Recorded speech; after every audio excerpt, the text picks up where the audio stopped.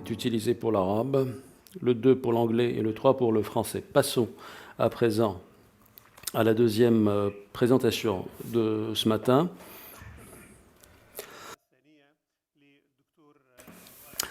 Elle sera faite par Dr Redouane Rochdi.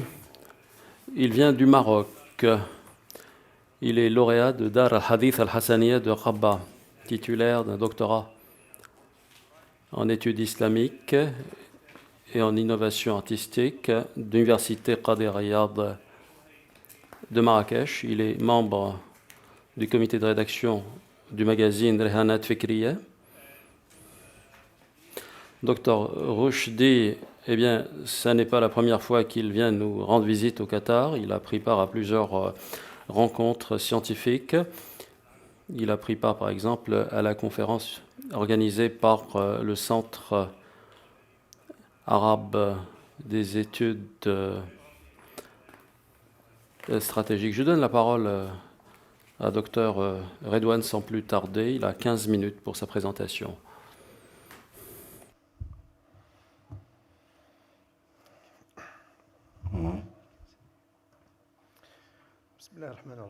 Au nom de Dieu le clément, le miséricordieux. Alors tout d'abord, permettez-moi de remercier ceux qui ont organisé cette 7e édition de la conférence internationale du Centre de recherche sur la législation islamique et l'éthique. Merci à eux de ces efforts consentis pour la bonne organisation de cette conférence. Alors, quelle est la théologie de cette recherche? D'abord, c'est la conception du soi et de l'autre. Et comment est-ce que l'on peut positionner le soi et l'autre dans un contexte de force qui fait fi de la centralité de l'homme dans l'existence? Alors, nous avons dans cette recherche mis en évidence le fait qu'il y a une contradiction entre les différents fondements de l'humanité en général et la façon dont interagit le soi et l'autre. De là, il convient de revivifier les abstractions que l'on a dans notre histoire pour mieux comprendre le nouvel ordre mondial ou l'ordre mondial moderne. Il faut pour cela désarticuler philosophiquement les tenants et les aboutissants de cette relation, surtout quand il n'y a pas de relation entre l'abstraction et la théorie philosophique en soi. Alors, comment est-ce que la violence est décrite par le monde? Et ici, on se rend compte que la raison occidentale a versé dans l'utilisation de la force en général pour s'accaparer les richesses, mais aussi les territoires des différentes contrées les plus faibles dans le monde. Il y a la question de l'esclavagisme. Plusieurs centaines de millions de personnes ont dû payer le plus haut prix en termes d'esclavage, mais il y a aussi toutes les victimes des Premières et Secondes Guerres mondiales. Alors, cette divergence qui existe entre le soi et l'autre a été un des éléments fondateurs de cette action de force perpétrée par l'Occident.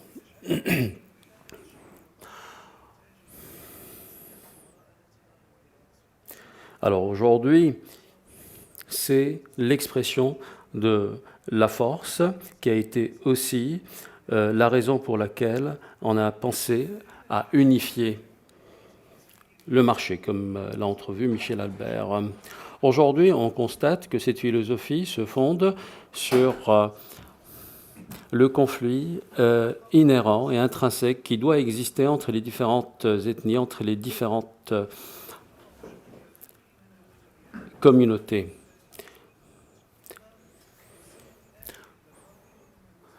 Alors, le temps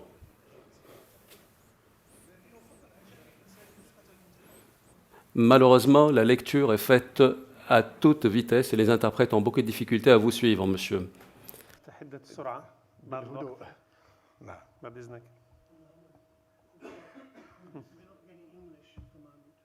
لأن هم مش قادرين يتابعوا في مشكلة في الصوت ولا في السرعة؟ السرعة طيب جيد جيد جيد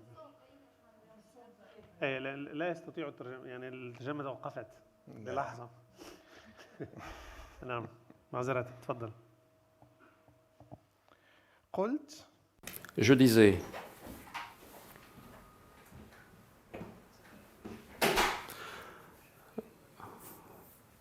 le problème, quand on regarde les fondements philosophiques de ces manifestations, les manifestations qui ont donné lieu à la destruction de l'univers, c'est comme si elles se fondaient tous sur plusieurs paradigmes philosophiques. Parmi ces paradigmes, et qui sont les causes de ces destructions, c'est la philosophie de la sélection naturelle qui se fonde sur le conflit et la loi du plus fort.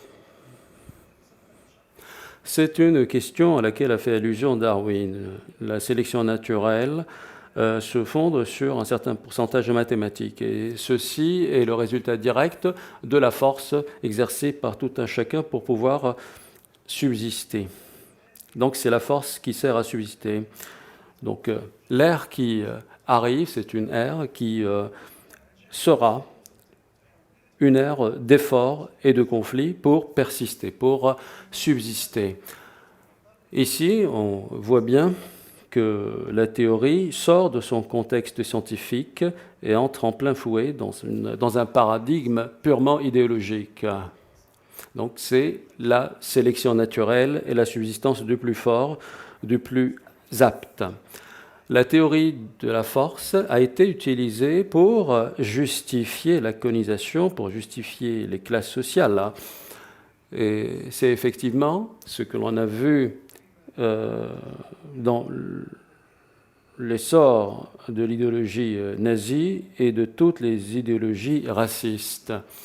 S'agissant du darwinisme, il y a aussi la pensée de Nietzsche, qui a été fondée sur les restes de la logique du plus fort. Et Nietzsche nous a bien dit que Dieu est mort, sauf sa clémence, elle subsiste.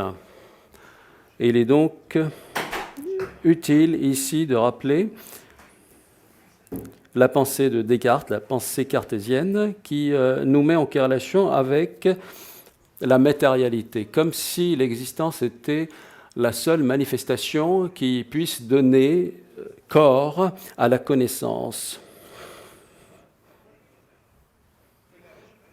Et donc, nulle surprise de voir que c'est l'existence qui détermine la teneur de l'objet. Et on ne peut donc laisser d'espace à autre chose que le corps. Donc il y a cette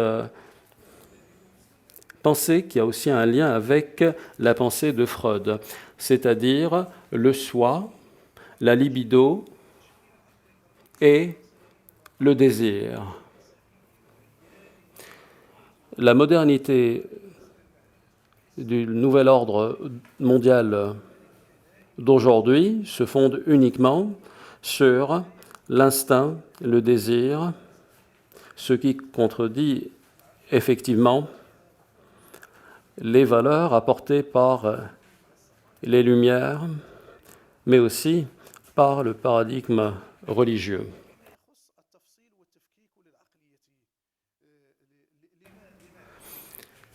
Alors ça, c'est pour poser le diagnostic de la situation actuelle. Aujourd'hui, pour diagnostiquer la violence et ses tenants philosophiques, il y a évidemment la crainte de l'excommunication et du takfir. Et évidemment, à chaque fois qu'il y a eu une tendance au takfir, on constate qu'il y a carte blanche pour tuer.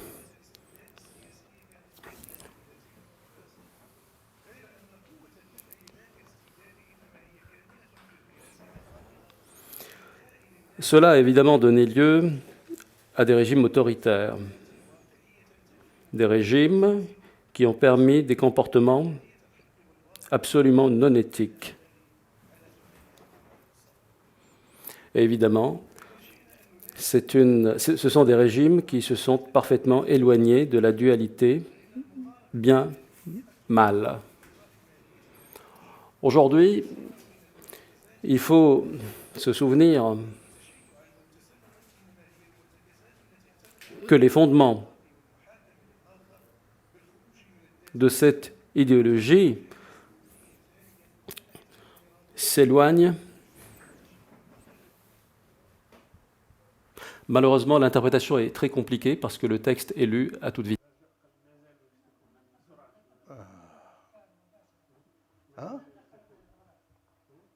Les interprètes s'excusent parce que c'est un texte écrit et lu à toute vitesse.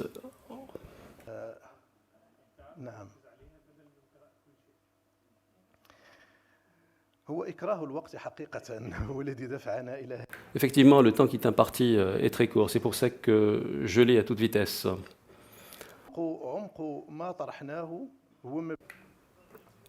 Alors, il faut commencer par un diagnostic de la réalité. La réalité nous dit qu'il y a une véritable destruction de l'environnement, conjuguée à la multiplication des conflits. Donc il ne faut pas se limiter au diagnostic, il faut savoir quelles sont les causes profondes, surtout les causes philosophiques. Cette destruction,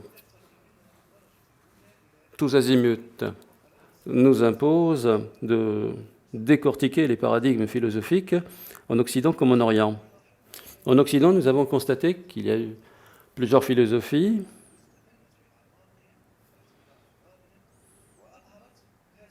de mise dans les sociétés occidentales qui se sont manifestées en différents comportements. Idem pour l'Orient, la violence et le terrorisme qui se sont manifestés dans la réalité, en fait, ont pour cause des doctrines auxquelles croient et les sunnites et les chiites.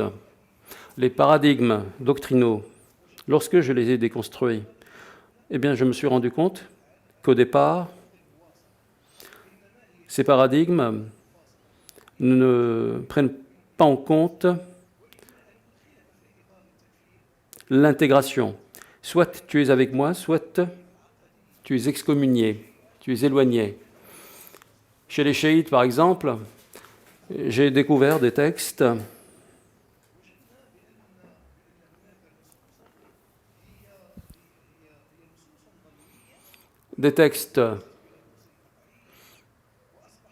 relatifs, mais à qui on a donné un caractère absolu,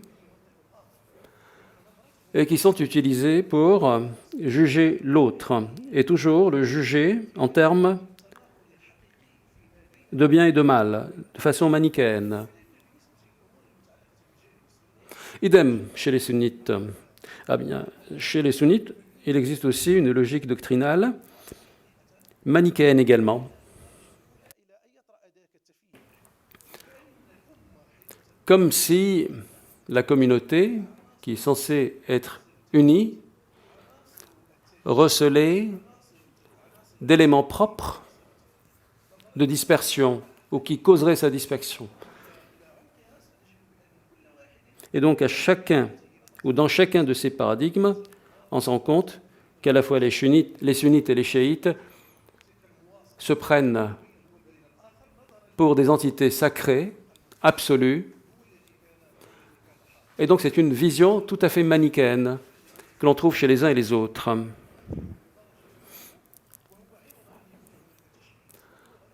Et donc ce que je voudrais dire par cette recherche, c'est que plutôt que de faire une recherche verticale dans les paradigmes philosophiques, qui viendrait de trouver le dénominateur commun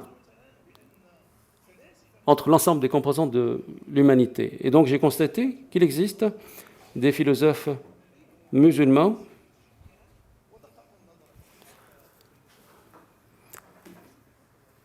comme par exemple Averroès, le philosophe de Cordoue.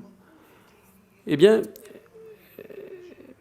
ces philosophes ont essayé de trouver le dénominateur commun qui est celui des valeurs universelles. Idem pour les philosophes des Lumières, Spinoza, Descartes. Eux aussi ont trouvé qu'il y avait ce référentiel commun de valeurs. Spinoza parle de la religion naturelle. Ce sont les valeurs intrinsèques dans chacun de nous et qui sont le socle commun de valeurs entre tout le monde. C'est ce socle-là qui serait le lien qui unirait l'ensemble de l'humanité pour éviter la dislocation de l'espèce humaine. Et évidemment, ce socle et ce référentiel de valeurs communes ne peut se manifester que par une prise de conscience. Pour cela, évidemment, il faudra verser dans les fondements essentiels des paradigmes philosophiques, des causes de dislocation, et en même temps passer en revue les différentes philosophies tout au long de l'histoire humaine pour qu'elles soient des leviers pour la sécurité, pour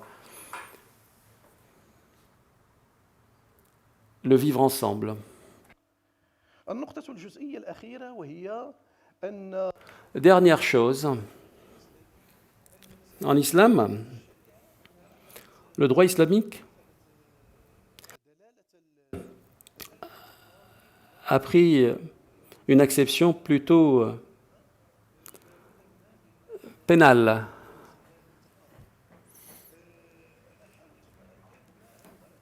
Alors que ça n'est pas le cas. Moi, je pense que plutôt que d'avoir des finalités juridiques, il faudrait se doter de finalités structurelles. Pour cela, il faudra dénicher les textes qui permettent de construire l'individu, la société et l'État, plutôt que de se fonder uniquement sur cette approche purement pénale.